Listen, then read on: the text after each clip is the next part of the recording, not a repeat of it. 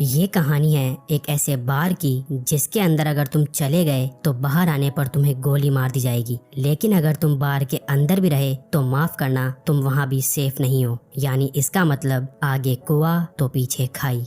कहानी की शुरुआत में हमें एक बार को दिखाया जाता है जिसमें सर्जियो नाम का एक आदमी आता है। जिस समय सर्जियो बार के अंदर आता है ठीक उसी समय एक आदमी बार से बाहर निकलता है और जैसे ही वो आदमी बाहर जाता है उसे कोई गोली मार देता है और उसकी मौत हो जाती है। किसी को नहीं पता कि गोली कहाँ से चली है। बार के अंदर बहुत सारे लोग होते हैं और उन्हें नहीं पता कि अब इन्हें क्या करना चाहिए। उसी वक्त एक आदमी जिसका नाम सैतुर है वो पुलिस को कॉल करने की कोशिश करता है, लेकिन उसके फोन में नेटवर्क नहीं होता। अब बार के अंदर से एक आदमी उस मरे हुए आदमी को देखने बाहर जाता है, लेकिन अचानक उसे भी कोई गोली मार देता है, जिससे बार के अंदर खड़े सभी लोग बुरी तरह से डर जाते हैं। बार के अंदर एक लड़की होती है जिसका नाम एलिना है। वो कहती है कि हमें टीवी पर न्यूज देखनी चाहिए। जब ये लोग टीवी पर न्यूज देखते हैं तो इस हादसे के बारे में टीवी पर कोई खबर नहीं होती और जैसे ही इन लोगों की नजर बाहर जाती है तो वहाँ से दोनों लाशें गायब हो जाती है। तभी सैतुर कहता है कि मुझे लगता है कोई चाहता है कि हम में से कोई भी यहाँ से बाहर ना निकले। फिर सर्जियो कहता है कि हो सकता है हम में से कोई एक किलर हो या हो सकता है हम में से कोई आतंकवादी हो जिसके पास कोई भयानक विस्फोटक सामान हो और पुलिस उसे पकड़कर मारना चाहती हो। जिससे पहले कि कोई कुछ समझ पाता उसी वक्त इन्हें बाथरूम से एक अजीब सी आवाज आती है। जब ये लोग वॉशरूम का दरवाजा खोलने की कोशिश करते हैं तो दरवाजा अंदर से लॉक्ड होता है। ये लोग किसी न किसी तरह से दरवाजे को खोलकर बाथरूम के अंदर जाते हैं और देखते हैं कि वहाँ पर एक मोटा सा आदमी लेटा हुआ है जो कि बेहोश है। दरअसल इस कहानी की शुरुआत में ये आदमी खांसते खांसते इस वॉशरूम के अंदर आया था और तब से ये यहीं पर बेहोश पड़ा है। इस आदमी के पास एक इंजेक्शन भी पड़ा होता है। एलिना उस इंजेक्शन को उठा लेती है। एक बाद टीवी पर न्यूज दिखाई जाती है कि सिटी के एक बहुत बड़े हिस्से में आग लग गई है और इसीलिए उस जगह को सील कर दिया गया है और उस तरफ अब कोई भी नहीं जा सकता। बार में फंसे लोगों को कुछ समझ नहीं आता। तभी वो आदमी जो बाथरूम के अंदर बेहोश था वो अचानक सबके सामने आ जाता है। उसकी पूरी बॉडी बुरी तरह से फूल जाती है, साथ ही उसकी आंखें भी डरावनी और अजीब सी हो जाती है और वो वहीं पर गिरकर मर जाता है। लेकिन मरने से पहले वो डू नॉट टच मी कहता है। ये लोग उस मरे हुए आदमी का फोन उठाते हैं और देखते हैं कि ये आदमी तो एक आर्मी ऑफिसर था। इसके फोन में और भी कुछ फोटोज होती है जिनमें लोगों ने किसी भी वायरस से बचने वाली पीपीई किट पहनी होती है। अब बार के अंदर सभी लोग समझ जाते हैं कि इस पूरे इलाके को क्वारंटीन कर दिया गया है। इसका मतलब ये जो आदमी अभी अभी यहाँ पर मरा है ये इन्फेक्टेड था और इन्फेक्शन से इसकी जान चली गई है और हो सकता है कि शायद अब यहाँ और भी लोग इन्फेक्टेड होंगे। फिर एक आदमी जिसका नाम एंड्रेस है वो नाचो से फोन मांगता है, लेकिन तभी एम्पारो उसे रोक देती है और कहती है कि इस फोन को मत छूना क्योंकि ये फोन उस इन्फेक्टेड आदमी का था और अगर तुमने इस मोबाइल को छू लिया तो तुम भी इन्फेक्टेड हो जाओगे। सर्जियो और एंड्रेस इस बात से सहमत हो जाते हैं। अब इसका मतलब नाचो और जिस किसी ने भी इस मोबाइल को या उस आदमी को छू लिया है वो सब के सब इन्फेक्टेड है और ऐसा करने वाले इनमें से 5 लोग हैं। एंड्रेस उन्हें अपनी बंदूक से धमकाता है और इनसे कहा जाता है कि उस आदमी की डेड बॉडी को नीचे तहखाने में बने स्टोर रूम में लेकर जाओ। इन सब लोगों को मजबूरन उनकी बात माननी पड़ती है और ये सभी 5 लोग डेड बॉडी को लेकर नीचे तहखाने में चले जाते हैं। अब ऊपर बस 3 लोग बचे हुए हैं।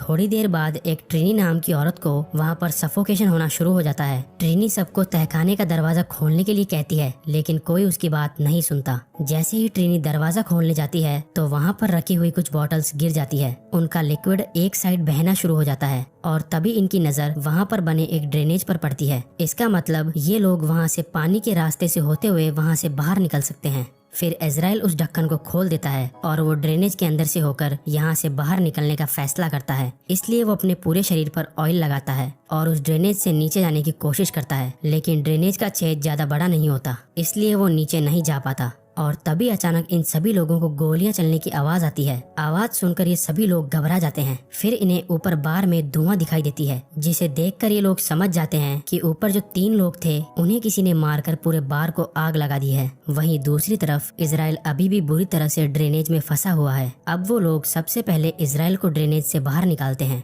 कुछ घंटों बाद आग पूरी तरह से बुझ जाती है और वो लोग ऊपर बार में आने का फैसला करते हैं। ऊपर बार में आने के बाद वो देखते हैं कि बार पूरी तरह से जलकर राख हो चुका है और तभी यहाँ मोबाइल बजना शुरू हो जाता है और ये उसी मोटे आदमी का मोबाइल होता है जिसकी अभी थोड़ी देर पहले इन्फेक्शन के कारण मौत हुई थी। एलिना उसका फोन उठा लेती है और उसकी व्हाट्सएप चैट्स पढ़ना शुरू कर देती है। जिसमें एक आदमी इस मोटे आदमी से पूछता है, क्या वैक्सीन लेने के बाद तुम्हारी तबीयत में सुधार है? इस आदमी ने जवाब दिया होता है कि नहीं, मेरी तबीयत बहुत खराब है और मैं किसी बार के वॉशरूम में छुपा हुआ हूँ, तुम मेरे पास आने की कोशिश मत करना। अब एलिना इसकी पुरानी चैट्स पढ़ती है जिसमें इस मरे हुए आदमी ने लिखा होता है कि मेरे पास अभी 4 और बची है। ये लोग समझ जाते हैं कि इसके पास जो इंजेक्शन है वही इस वायरस की वैक्सीन है, लेकिन फिर भी उनके मन में एक डाउट आता है कि अगर इस आदमी ने वैक्सीन ली थी तो इसकी मृत्यु कैसे हो गई। अचानक इसके बाद वो फोन बजना शुरू हो जाता है, पर इससे पहले कि वो फोन उठा पाते उसकी बैटरी लो होने के कारण फोन स्विच ऑफ हो जाता है। वहीं एलिना कहती है कि इस आदमी ने चैट्स में कहा था कि इसके पास 4 और बची है, तो क्यों ना हम उन 4 वैक्सीन को ढूंढे।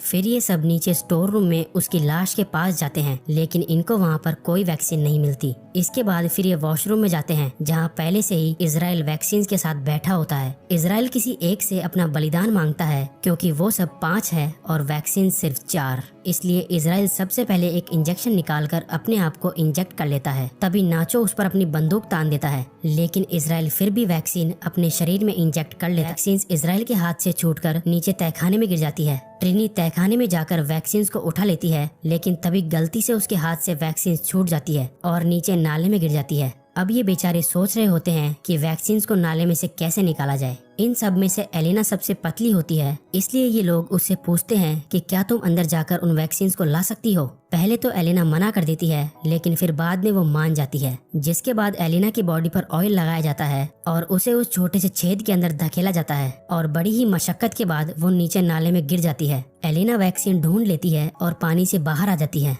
एलिना सबसे कहती है कि अगर तुम्हें वैक्सीन चाहिए तो तुम्हें नीचे आना होगा। फिर उसके बाद ये लोग ड्रेनेज के छेद को बड़ा करते हैं। तब तक एलिना बाहर का रास्ता ढूंढना शुरू कर देती है। थोड़ी दूर जाने के बाद उसे एक जगह पर रोशनी दिखाई देती है। सबसे पहले वो इंजेक्शंस को वहाँ पर बने एक गड्ढे में छुपा देती है। इसके बाद वो सीढ़ियों से ऊपर जाकर देखती है कि वहाँ पर बहुत सारी पुलिस फोर्स है जो कि बाहर में मरे उनके 3 साथियों को जला रही है। कि 4 लोग जो ऊपर स्टोर रूम में थे वो भी अब किसी न किसी तरह से नीचे आ जाते हैं। इजराइल और नाचो के बीच एक बार फिर घमासान युद्ध शुरू हो जाता है और इस बार नाचो उससे बंदूक छीनकर उसे वहीं पर गोलियों से बूंद देता है। अब नाचो के पास गन होती है, इसलिए सब उससे डर रहे होते हैं। तभी नाचो सैतुर को अपने गन पॉइंट पर ले लेता है और एलिना को वैक्सीन देने के लिए कहता है। नाचो कहता है कि हमारे पास 3 वैक्सीन है और इसको मरने के बाद हम तीनों बच सकते हैं। फिर एलिना इन सबको बाहर की ओर ले जाती है जहां उसने वैक्सीन छिपा रखी थी। धीरे धीरे ये लोग आगे बढ़ते रहते हैं। नाचो और एलिना आगे चलते हैं जबकि सैतुर और ट्रिनी इनके पीछे चलते हैं।